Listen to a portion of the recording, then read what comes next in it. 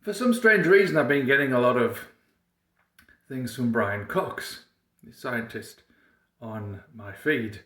I lost all respect for this man after he pulled out a hockey stick graph of climate change, man-made warming, as in M-A-N-N, made warning, which is from Michael Mann, who clearly has fabricated, if you like, certain evidence, as he even said he did in an email.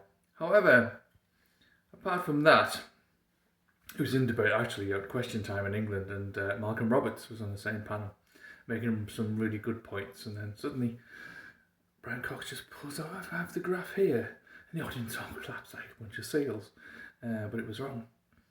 Anyway, okay, so some people are getting bored. But it's got me thinking about how big the universe is, and one of the things on there was, it's this big, it has this many things in it. And I was like, well, okay, from a scientific point of view, it does. But that's only until we find out that it's actually an awful lot bigger.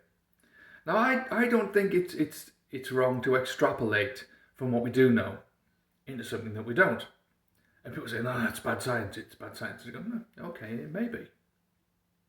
Put it this way. Let's just say you were in a room. Unfortunately, you're blind and you're deaf, but you're in this room. So you're feeling around the room. That's the size of your universe. Don't know how tall it is. But then suddenly you get your sight back. And now you can see, oh my goodness me, look at that. It's huge. Look at it, goes all the way up there. But then you can hear something, and it's clearly outside of the space that you're in. You can hear it, but you can't see it. And now, everything's bigger. I'm not quite sure how big it is, because you can't get past those walls. And now let's just say, for example, that you suddenly develop ESP, or something, an extra sensory perception.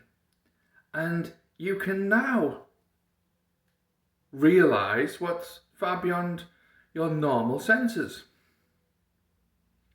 The fact that something is telling you that, but you can't see it, or you can't feel it, or you can't hear it, doesn't mean it doesn't exist.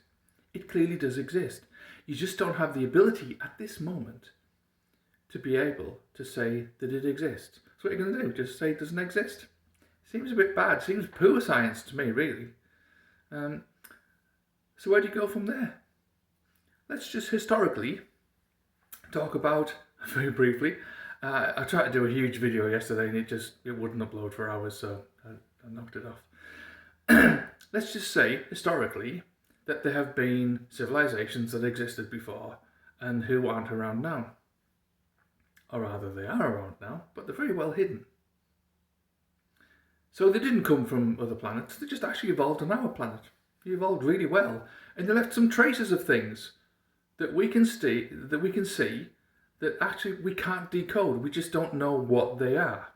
So you think it's this, and maybe even be repurposed, something like, say, a pyramid or something, clearly for something else, but they used it and repurposed it, so you think, oh yeah, it's a burial chamber. I mean, it's not. So, but we can't say it's not, because scientifically we don't know what they were. But you can extrapolate and say, I'm pretty sure it was something else. And people like Tesla are usually the ones where you kind of go, wow, this guy was really onto something. Why haven't they pursued the Tesla angle? Well, I think they probably have, actually, and probably found something that we're not supposed to know about. But there you go, just my thoughts on a recent thing about Brian Cox.